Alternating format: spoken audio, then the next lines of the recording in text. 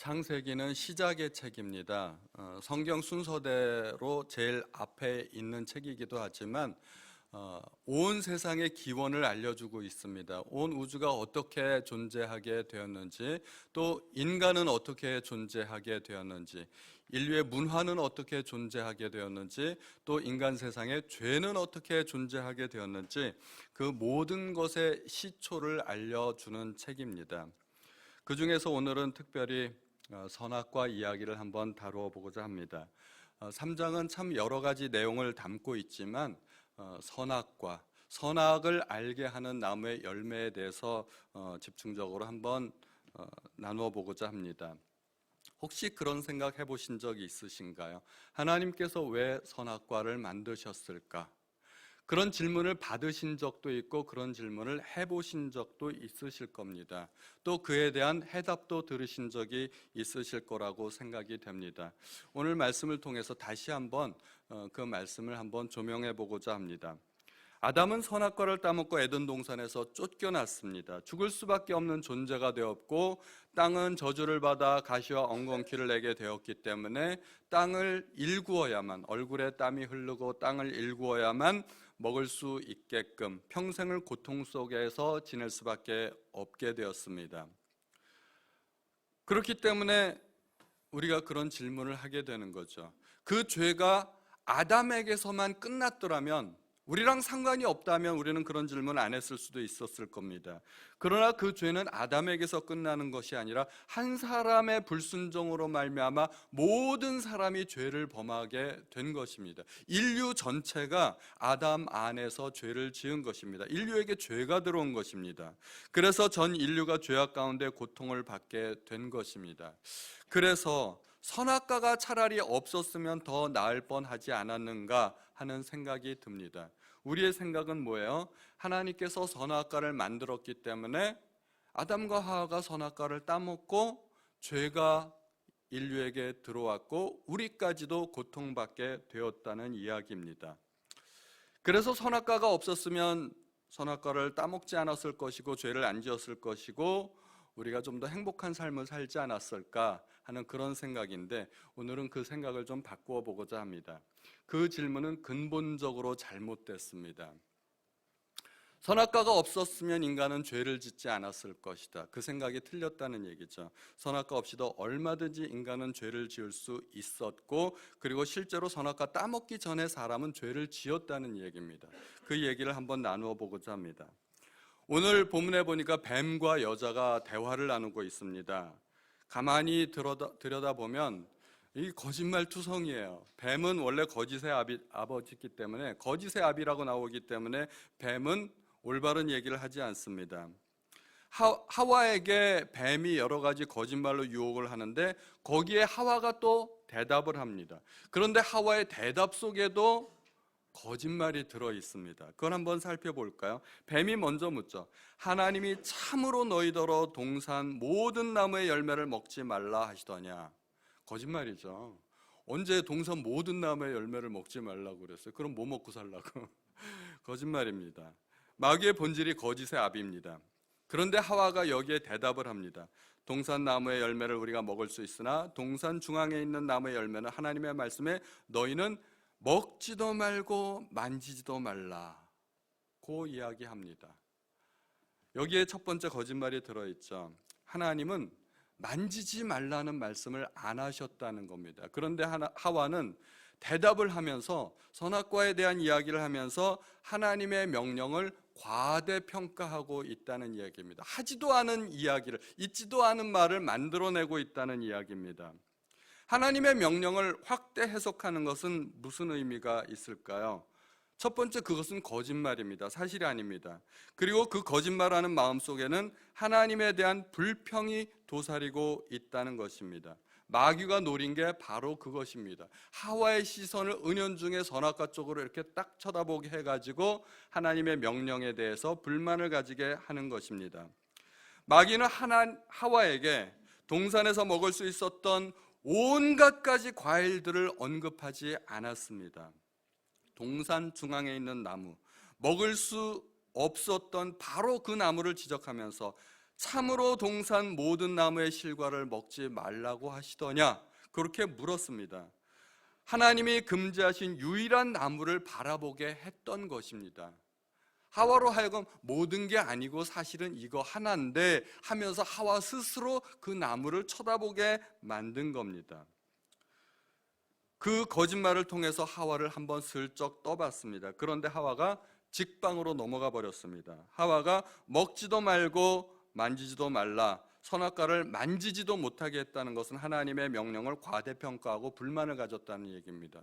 예를 들어서 제가 우리 아들 재영이한테, 재영아 너 방이 지저분하니까 방 청소 좀 하거라 한마디 했습니다. 그랬더니 재영이가 아빠는 왜 맨날 나보고 청소만 하라고 그래? 그렇게 이야기를 했다고 하면 어떨까요? 제가 언제 맨날 청소만 시켰다고, 제가 맨날 하는 얘기도 아니고 또 청소 얘기는 어쩌다 한번 할 수도 있는 건데 그걸 가지고 그렇게 맨날 청소만 시켰다고 얘기하면 제가 얼마나 섭섭하겠습니까? 그런데 그런 식으로 얘기를 했다면 마음이 어떤 거예요? 청소를 시키는 아빠에게 불만이 있는 거야. 아빠가 마음에 들지 않는다는 거죠. 왜 나에게 청소를 시키냐? 근데 그거를 과장해서 왜 맨날 아빠는 나에게 청소만 시키냐? 이런 식으로 말할 수 있다는 거야. 하나님이 만지지도 말랬어. 이 얘기는요, 하나님의 명령을 지나치게 크게 해석하고 있는 거예요. 불만이 있는 거예요. 그리고 하와가 거기에 이어서 이야기합니다. 그것을 먹는 날은 너희가 죽을까 하노라 하셨느니라. 근데 여기에도 하와의 거짓말이 있습니다. 하나님께서는 뭐라고 말씀하셨냐면 내가 먹는 날에는 반드시 죽으리라, 정령 죽으리라 말씀하셨는데 그 말씀에는 내가 너를 죽이고야 말겠다는 하나님의 강력한 의지가 들어있는 것입니다. 그런데 죽을까 하노라는 말은 죽을 수도 있다는 이야기입니다. 쉬운 성경 표현을 보면 너희가 죽을지도 모른다라고 번역이 되어 있습니다. 아주 그냥 쉽게 풀어서 해석을 해놓은 거죠. 하나님의 징벌에 대해서 과소평가하고 있습니다. 하와의 생각은 설마 죽기야 하겠어? 그런 생각입니다. 하나님의 명령을 경홀히 여기고 있는 것입니다. 우리도 살다 보면 죄를 지을 때가 있습니다. 알고도 죄를 짓고 모르고도 죄를 짓는데 알고서 죄를 짓는 경우는 왜 그렇습니까? 설마 그 죄 짓는다고 큰일 나겠어? 하는 생각 때문에 그렇습니다. 교통사고가 왜 날까요? 대부분의 경우 교통사고는 교통법규를 위반했기 때문에 사고가 납니다. 과속을 하거나 신호를 위반하거나 음주운전을 했다면 언젠가는 사고가 날 확률이 있습니다. 그런데 교통신호를 왜 위반하는지 아세요? 뭐 이쯤이야 뭐 별일이 있겠어, 지금 막 노란 신호인데 조금만 더 밟아서 빨리 지나가면 됐지, 그러다가 아무 일 없을 거야. 그러다 사고 나면 대형 사고 납니다. 아시죠? 송도에서 한번 대형 사고 났던 거.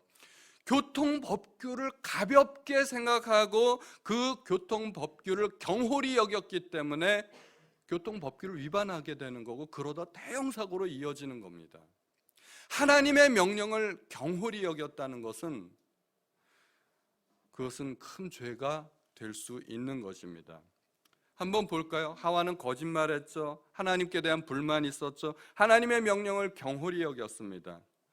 이 모든 일들이 선악과 따먹기 이전에 일어난 일들입니다. 죄 아닐까요? 죄죠. 하와에게서뿐만 아니라 하나님의 관점으로 한번 볼까요? 예수님께서는 뭐라고 말씀하셨는가 하면 여자를 보고 음욕을 품는 자마다 이미 마음에 간음하였다고 말씀하셨습니다. 예수님의 기준은 마음속의 기준과 행동으로 나타난 것을 동일하게 보십니다. 형제를 미워하는 자마다 살인한 자라고 말씀하셨습니다. 그래서 형제에게 노하기만 해도 심판을 받을 것이라고 주님께서 말씀하셨습니다. 마음속에 동기가 있으면 그것이 행동으로 나타나게 되어 있기 때문에 이게 원인과 결과일 뿐이지 사실은 하나로 묶어져 있다는 것입니다. 그래서 예수님은 겉으로 드러난 행동보다는 마음속의 동기가 더 중요하다고 말씀하시는 것입니다. 하나님은 뭐라고 말씀하셨나요? 나 여호와는 외모를 보지 않고 중심을 보는 하나님이시니라. 사람은 외모를 보지만 하나님은 중심을 보신다고 말씀하셨습니다. 그렇기 때문에 사실은 마음으로만 지은 죄도 죄입니다. 하와가 뱀의 유혹을 받았을 때 선악과를 쳐다보게 되었습니다. 그랬더니 그 선악과가 어땠습니까? 먹음직도 하고 보암직도 하고, 먹음직스럽다는 이야기입니다. 그 마음에 어떤 생각이 들었다는 거예요? 먹고 싶다. 이 먹고 싶다는 마음이 들었다는 겁니다. 그렇다면 형제에게 노한 것이 살인한 것과 같고 음욕을 품은 것이 간음한 것과 같다면 선악과를 먹고 싶은 마음이 들었다는 것은 하나님 보시기에 어땠을까요? 선악과를 따먹은 것과 동일하게 하나님은 평가하실 수 있다는 것입니다. 하나님은 중심을 보시는 하나님이시기 때문입니다. 먹기 싫은 거 억지로 먹은 게 아니라는 얘기입니다. 더군다나 하와가 선악과를 평가할 때 뭐라고 평가합니까? 지혜롭게 할 만큼 탐스럽기도 한 나무라고 말을 했습니다. 하나님은 그거 먹으면 죽어 얘기했는데 뱀은 그거 먹으면 너희가 지혜롭게 될 거야. 그랬는데 그 나무를 진짜로 보니까 지혜롭게 할 만큼 탐스러웠다는 겁니다. 지금 하나님의 명령과 마귀의 유혹 사이에서 하와가 갈등하고 있는데 그 나무를 보는 순간 지혜롭게 할 만큼 탐스러웠어요. 마음이 어디로 기울은 거예요? 마귀에게로 기울어 버린 것입니다. 그러니까 하나님의 명령을 마음에 두기보다 뱀의 유혹을 더 마음속에 두었던 것, 이것이 하나님의 입장에서 볼 때 유죄 아닐까요?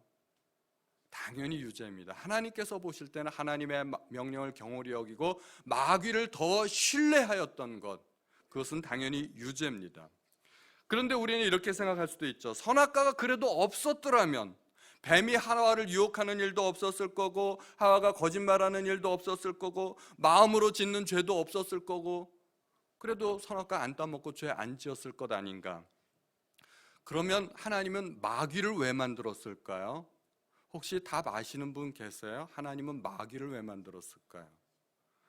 하나님은 마귀를 만드신 적이 없죠. 하나님은 오직 천사들을 만들었을 뿐인데 천사가 타락해서 마귀가 됐습니다. 그러면 마귀는 어떻게 타락했을까요? 마귀도 선악과 따먹고 타락했을까요? 그렇지 않습니다. 하나님께서 창조하신 가장 능력 있고 가장 아름다운 천사가 선악과 상관없이 하나님과 같이 되려는 마음으로 스스로 교만해져서 타락하고 마귀가 된 것입니다. 마음속에 혼자서 죄를 지었다는 것입니다. 천사와 마찬가지로 인간도 완벽한 인격체이고 완전한 자유의지가 있었고 선악과 없이도 충분히 죄를 지을 수 있었다는 것입니다. 아담과 하와가 무슨 죄를 지었느냐고 물어보면 묻는 대상의 수준에 따라 다르게 대답을 합니다. 주일학교 아이들에게 아담과 하와가 무슨 죄를 지었지? 그러면 선악과 따먹었어요. 이렇게 대답을 합니다. 중고등부 아이들에게 물어보면 뭐라고 대답을 할까요? 불순종했어요. 그러니까 따먹은 것 자체가 문제가 아니라 따먹은 것이 어떤 의미를 가지고 있느냐 하는 거죠. 불순종이 답입니다. 불순종이 당연히 죄죠. 하나님의 명령을 어긴 것입니다. 가장 고차원적인 대답은 뭘까요? 교만입니다. 아담과 하와의 죄는 교만입니다. 아담과 하와의 마음속에는 하나님과 같이 되려는 마음이 있었다는 것입니다. 뱀이 뭐라고 유혹을 합니까? 너희가 그것을 먹는 날에는 너희가 하나님과 같이 되어서 눈이 밝아질 것이고 선악을 구분하게 될 것이다. 너희가 하나님과 같이 될 것이다 라고 얘기했던 것입니다. 그랬더니 아담이 하나님과 같이 될 수 있어? 그렇다면 먹어야 되겠네. 그러고서 따먹은 거예요. 마음속에 무슨 생각이 들었던 거예요? 하나님하고 맞짱 뜨려고 했다는 겁니다. 하나님과 맞짱 뜨려고. 이게 단순히 과일 하나 먹고 안 먹고 그런 문제가 아니라는 얘기입니다. 하나님과 동등해지려고 했고 하나님과 같은 위치에 서고 싶었고 하나님과 맞짱 뜨려고 했던 것이 마귀가 지었던 죄고 사람이 지었던 죄라는 얘기입니다. 놀랍게도 마귀가 지었던 죄와 사람이 지은 죄는 동일한 죄였습니다. 교만이었고 하나님과 같이 되려는 죄였습니다. 선악과를 따먹은 것은 마음속에 있는 그 교만이 단순히 겉으로 드러난 행동에 불과할 뿐입니다. 아담은 하나님과 같이 되기 위해서 선악과를 따먹은 것입니다. 그러므로 아담의 죄를 이야기할 때 단순히 겉으로 드러난 행동만 가지고 뭐 따먹었느냐 안 따먹었느냐 이게 중요한 게 아니라는 얘기입니다. 보다 근본적인 동기, 왜 따먹게 되었는가? 아담은 무슨 생각을 했는가? 그것이 중요하다는 것입니다. 그것은 교만이라는 것입니다. 아담과 하와는 선악과를 따먹기 전에 거짓말을 했습니다. 하나님께 대한 불만이 있었습니다. 하나님의 명령을 경홀히 여겼습니다. 마음으로 먼저 불순종했습니다. 하나님과 같이 되려는 교만이 있었습니다. 모두가 선악과 따먹기 이전에 일어난 일들입니다. 언제 죄 지었을까요? 선악과 따먹기 전에. 선악과 없이도 얼마든지 죄를 지을 수 있다는 이야기입니다. 선악과 없었으면 죄를 안 지었을 텐데 이 말 자체가 틀린 말이라는 겁니다. 그런데 마귀와 인간은 똑같은 종류의 죄를 지었지만 마귀와 인간의 운명은 하늘과 땅처럼 갈라지게 됩니다. 이것이 오늘 우리가 묵상해 보고자 하는 말씀입니다. 그러면 우리가 살펴본 대로 선악과 없이도 인간은 충분히 죄를 지을 수 있습니다. 그러면 우리가 똑같은 질문을 한 번 더 하게 됩니다. 그러면 왜 선악과를 만들었을까요? 이제 정말 본질적인 질문을 하게 되는 겁니다. 이건 불만이 아니라 정말 궁금해서 묻게 되는 겁니다. 선악과 있어도 죄 짓고 없어도 죄 짓는데 그러면 하나님은 선악과를 왜 만드셨을까요? 하나님께서 인간을 창조하셨을 당시 인간에게 유일한 법이 하나 있었습니다. 유일한 금지 명령이죠. 그것은 선악과를 따먹어서는 안 된다는 것이었습니다. 하나님께서 인간에게 주신 유일한 금지 명령이었습니다. 하나님께서 인간에게 주신 그 법을 성경에서는 율법이라고 합니다. 그 이후에 더 많은 율법이 생겼지만 아담에게 존재하던 유일한 법, 그것은 선악과였습니다. 그래서 선악과를 우리가 이야기할 때 율법적인 차원에서 이해를 하는 것이 훨씬 이해가 쉽습니다. 우리가 율법을 이해하면 선악과를 알 수 있게 된다는 것입니다. 우리가 로마서에 있는 말씀을 몇 구절 찾아보고자 합니다. 그러므로 율법의 행위로 그의 앞에 의롭다 하심을 얻을 육체가 없나니 율법으로는 죄를 깨달음이니라. 율법으로 뭐 한다고요? 죄를 깨닫는다고요. 그러니까 선악과의 역할은 뭐였을까요? 선악과는 죄를 깨닫게 하는 것입니다. 아담과 하와는 선악과를 따먹고 죄를 지은 것이 아니라 먼저 죄를 지었고 그 상태에서는 선악과 시험에 절대로 실패할 수밖에 없었고 선악과를 따먹고 나니 자신의 죄를 깨달을 수 있었던 것입니다. 선악과를 따먹고 나니까 아담과 하와에게 어떤 일이 일어났나요? 그들의 눈이 밝아졌습니다. 눈이 밝아지니까 뭔가를 알게 됐어요. 뭔가를 깨닫게 됐던 것입니다. 자신들의 상태를 알게 됐습니다. 벗은 몸을 가리기 위해 무화과 나무 잎으로 치마를 만들어 해 입었습니다. 그리고 하나님께서 부르셨습니다. 내가 어디 있느냐? 그 질문에 대해서 아담이 대답합니다. 내가 벗었으므로 숨었나이다. 선악과를 따먹은 이후 아담과 하와는 하나님의 낯을 피하여 숨기 시작합니다. 도대체 그들은 왜 하나님의 낯을 피하여 숨어야만 했을까요? 자신의 창조주인데 왜 숨어야만 했을까요? 그들은 부끄러워서 숨은 것이 아니었습니다. 벗은 몸이 부끄러워서 숨은 것이 아닙니다. 부끄러움은 인간들 사이에서 존재하는 것이지 나를 창조한 창조주 앞에서 내가 벗었다는 것이 부끄러움일 수 없다는 것입니다. 그들을 숨게 만든 것, 그것은 두려움이었습니다. 3장 10절에 내가 벗었으므로 두려워하여 숨었나이다. 그들은 하나님 앞에 지은 죄를 깨달았기 때문에 하나님을 똑바로 대할 수 없었던 것입니다. 우리도 누군가 사람에게 죄를 짓게 되면 그 사람을 피하게 됩니다. 그 사람을 안 만나고 싶습니다. 나에게 돈 빌려준 사람 안 만나고 싶죠? 안 만나길 원합니다. 이것이 아담과 하와에게 일어났던 일입니다. 하나님 앞에서 자신의 죄를 깨달았기 때문에 하나님을 대면할 수 없었던 것입니다. 아담과 하와가 자신들의 죄를 깨달을 수 있었다는 것, 그것이 하나님의 은혜입니다. 우리가 마귀를 생각해 보면 알 수 있습니다. 마귀는 교만해서 하나님을 대적했지만 그 교만과 죄를 깨우쳐줄 그 어떤 것도 없었다는 것입니다. 마귀가 하나님을 반역했을 때 그 반역을 죄로 생각하지 않았습니다. 모든 종류의 반역과 구테타가 그렇습니다. 그 주동자들은 절대로 그것을 죄라고 생각하지 않습니다. 자기는 의로운 일을 한다고 생각을 하는 것입니다. 성경에서 귀신들이 예수님 앞에 나와서 회개한다는 이야기를 보신 적이 있나요? 그런 이야기를 들어보신 적이 있나요? 귀신들이 예수님을 알아보고 그 능력 앞에서 두려워서 떨기는 했지만 절대로 예수님 앞에 나와서 귀신들이 회개하는 역사가 없었습니다. 자신들의 죄를 고백하는 일이 없었습니다. 마귀와 귀신들은 하나님의 적입니다. 서로가 적대적이고 전쟁을 하는 중에 있습니다. 적은 잘잘못을 따지지 않아요. 왜 예를 들어서 전쟁에서 승리했는데 포로로 사로잡았는데 포로가 미안해, 잘못했어, 내가 잘못을 인정할 테니까 날 좀 풀어줘, 그렇게 용서를 구하나요? 포로가 자기의 잘못을 인정하지 않습니다. 설사 그렇게 이야기를 한다고 해서 포로를 풀어주는 경우는 없습니다. 적은 그냥 적일 뿐이에요. 적은 적일 뿐이지 서로 잘하고 잘못하고와 전혀 상관이 없습니다. 마귀는 하나님의 적일 뿐입니다. 자기의 잘못을 인정하지 않습니다.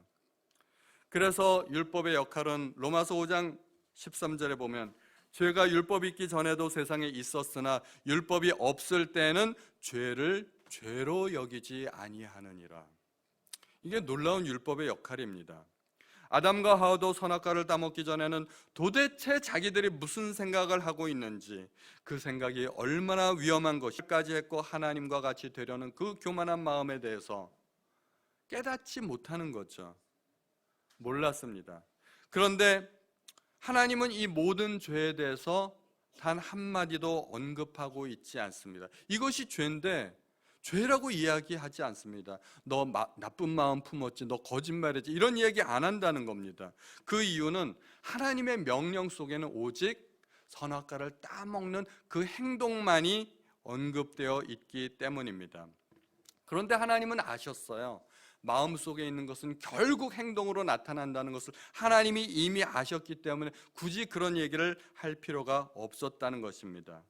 마음속에 이미 죄를 품고 있었던 아담과 하와는 결국 선악과를 따먹을 수밖에 없었던 것입니다. 그리고 겉으로 드러난 그 행위는 부인할 수가 없었던 겁니다. 따먹은 것은 부인할 수가 없죠.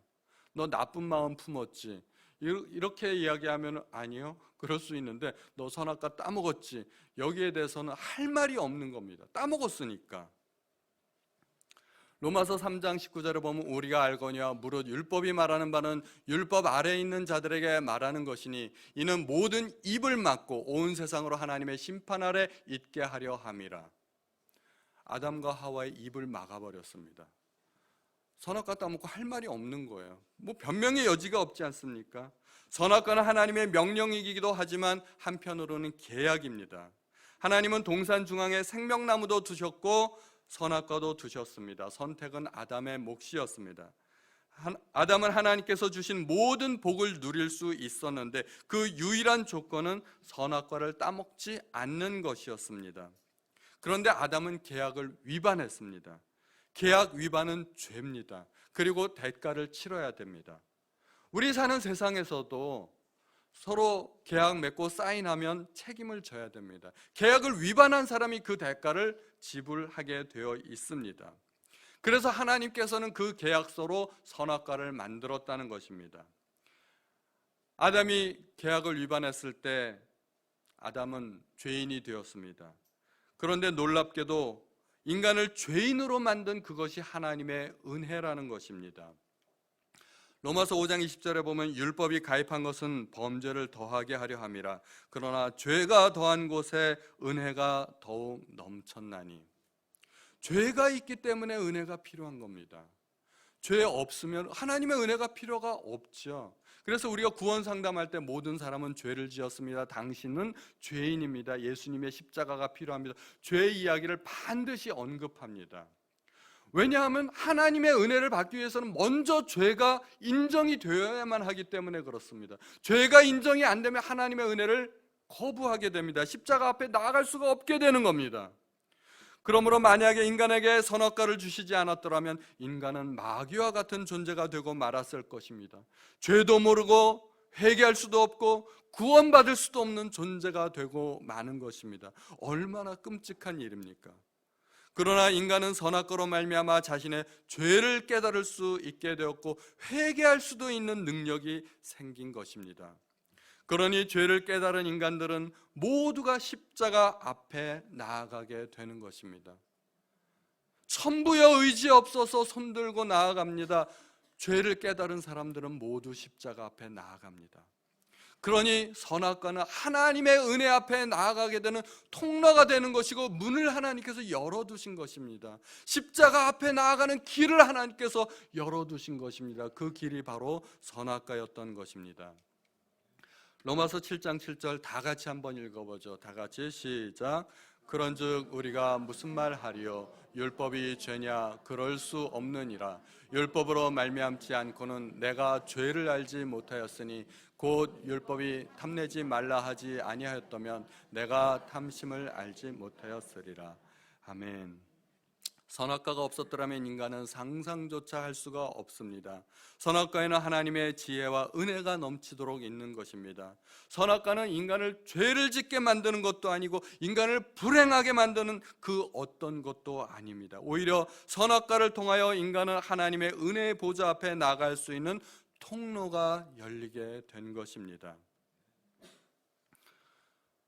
하나님의 명령을 어긴 것을 알게 되었다면 굳이 꼭 선악과이어야 할까요? 사과나무나 감나무도 가능하지 않았을까요?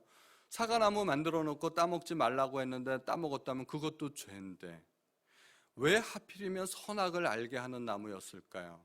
우린 똑같은 질문을 여기서 세 번째 하게 됩니다. 하나님은 왜 선악과를 만드셨을까요? 선악과는 인간에게 주어진 유일한 법이라고 말씀드렸습니다. 그런데 그 유일무이한 법이 깨어졌습니다. 더 이상 법은 없습니다. 인간 세상에 인간이 행동할 수 있는 아무런 행동의 지침이 없다는 것입니다. 이런 세상을 일컬어서 무법천지라고 이야기합니다. 여러분들은 무법천지에서 살고 싶습니까? 아무런 법이 없는 그런 세상에서 살고 싶습니까? 그런 세상에서 사는 사람들이 과연 행복할까요? 하나님께서는 유일한 법을 어긴 인류가 무법천지 가운데 아무렇게나 살도록 내버려 두지 않으셨다는 것입니다.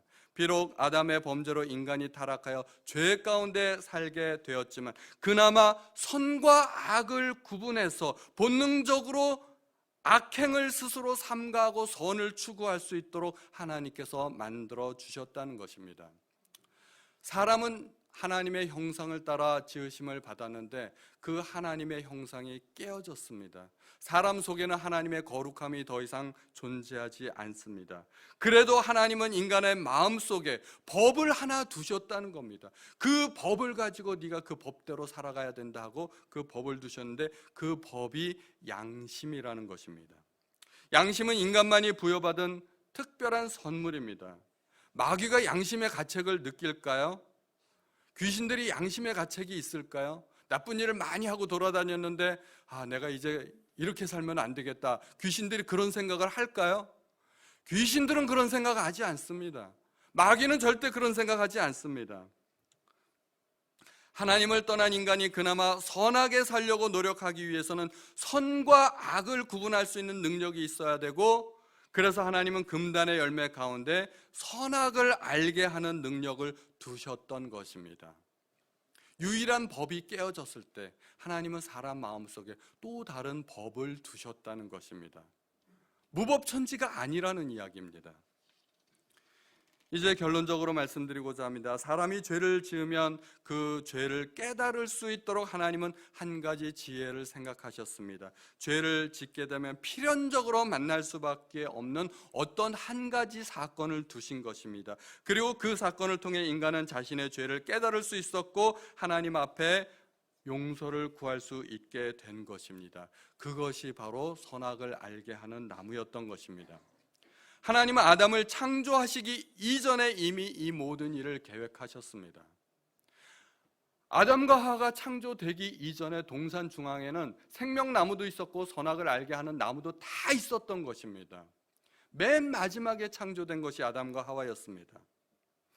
아담을 창조하시기 이전에 아담이 죄 지을 것을 미리 아셨고 구제할 방법까지 마련해 놓으신 것입니다.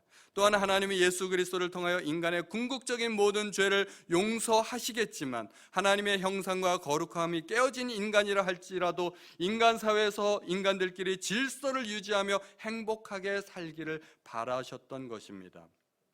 하나님은 인간들이 무법천지에서 난리를 치면서 그렇게 살기를 원치 않으셨습니다.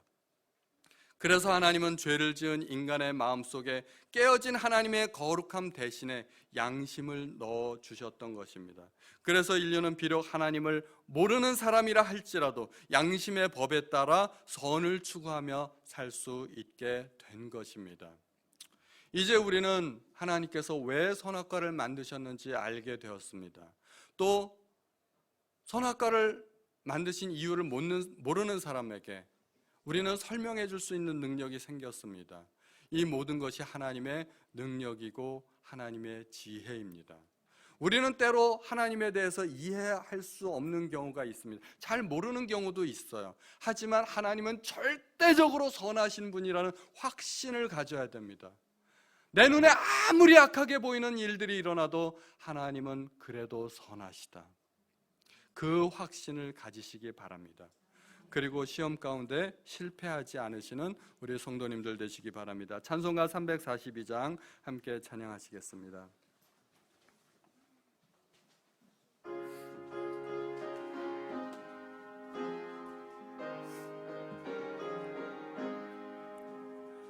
너 시험을 당해 죄 짓지 말고 너 용기를 다해 곧 물리쳐라. 너 시험을 이겨 새 힘을 얻고 주 예수를 믿어 늘 승리하라. 우리 구주의 힘과 그의 위로를 빌라. 주님 내 편에 서서 항상 도우시리. 내 친구를 삼가 잘 선택하고 너 언행을 삼가 늘 조심하라. 너 열심을 다해 늘 충성하고 온 정성을 다해 주 봉사하라. 우리 구주의 힘과 그의 위로를 빌라. 주님 내 편에 서서 항상 도우시리. 잘 이기는 자는 상 받으리니 너 낙심치 말고 늘 전진하라. 내 구세주 예수 힘 주시리니 주 예수를 믿어 늘 승리하라. 우리 구주의 힘과 그의 위로를 빌라. 주님 내 편에 서서 항상 도우시리. 아멘. 이제 성찬 예식을 거행하겠습니다. 주님의 피로 사심을 입은 성도 여러분, 성찬식은 예수 그리스도를 기념하여 그의 재림하실 때까지 그의 죽으심을 기억하게 하는 예식입니다. 우리의 죄를 위해 살이 찢기시고 피를 흘리신 주님의 은혜를 기억하면서 죄를 버리고 의롭게 사는 자로서 주님의 빵과 잔에 감격스럽게 참여하겠습니다. 중학생 이상 예수님의 살과 피로 구원받은 모든 성도님들이 함께 참여하시기 바랍니다.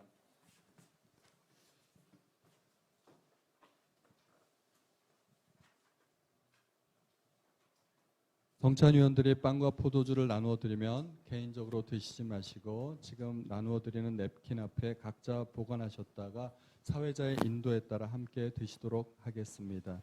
잔은 그 자리에 놓아두시면 예배 후에 수고하도록 하겠습니다. 다 같이 찬송가 149장 함께 찬양하시면서 성찬을 진행하도록 하겠습니다.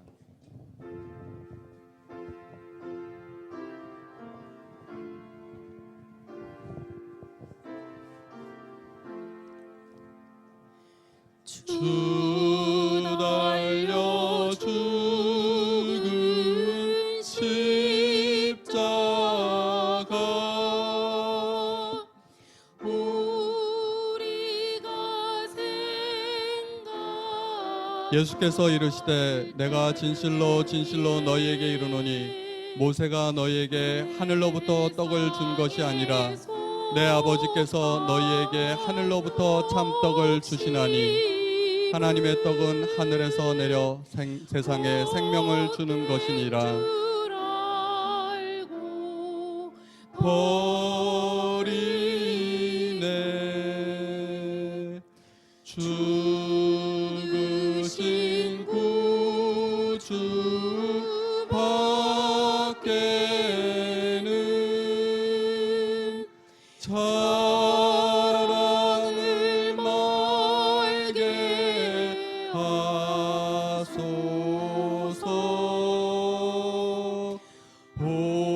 보혈의 공로 힘입어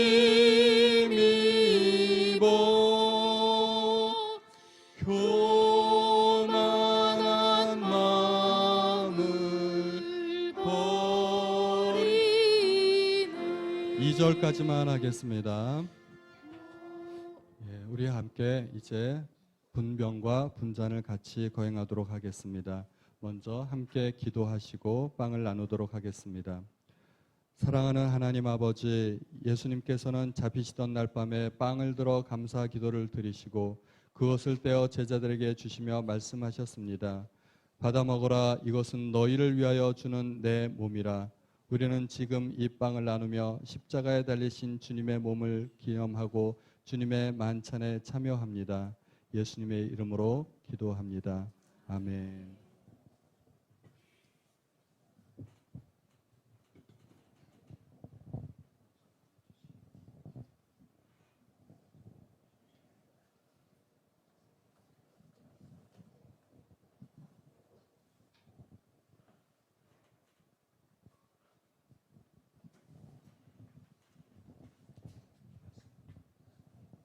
예수께서 이르시되 내가 진실로 진실로 너희에게 이르노니 인자의 살을 먹지 아니하고 인자의 피를 마시지 아니하면 너희 속에 생명이 없느니라. 내 살을 먹고 내 피를 마시는 자는 영생을 가졌고 마지막 날에 내가 그를 다시 살리리니 내 살은 참된 양식이요 내 피는 참된 음료로다. 분잔도 함께 먼저 하겠습니다.